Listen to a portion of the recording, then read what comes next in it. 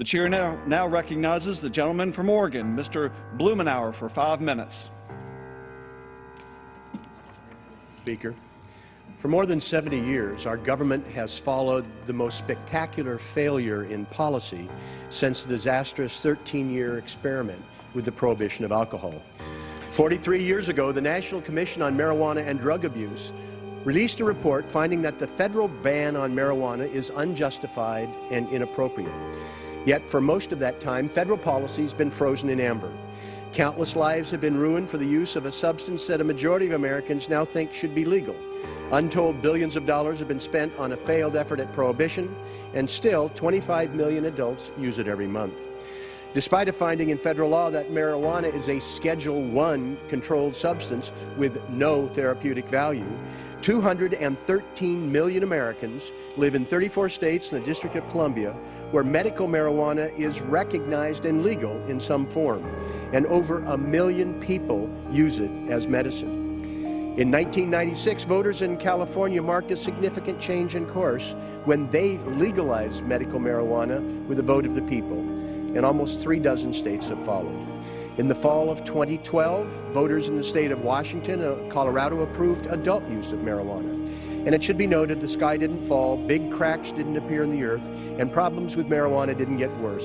In some instances, they became more manageable. For the federal government, the tide continues to turn. Last session of Congress had 6 successful votes on the floor of the House to rationalize our foolish policies, including reining in federal enforcement and opening opportunities for legal industrial hemp cultivation. Last fall, voters in my state of Oregon, looking at the evidence and experience, like in Colorado, approved adult use by an even larger margin than previous state. The marijuana reform train has left the station. It's time for the federal government to redouble its efforts at developing policies that work. Congressman Jared Polis and I will reintroduce this week our legislation to establish a federal framework to end the failed federal prohibition. It will pave the way for states to chart their own course, to legalize, tax, and regulate marijuana according to what individual states want to do, just like they do with alcohol. We will save tens of billions of dollars in failed enforcement, incarceration, and lost revenue. We will choke off a profit center for drug cartels that have been enriched by our failed policies.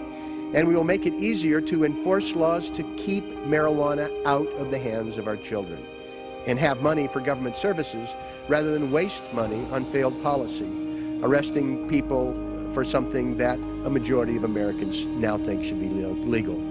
For those of us who've worked in this field for years, it's an exciting time.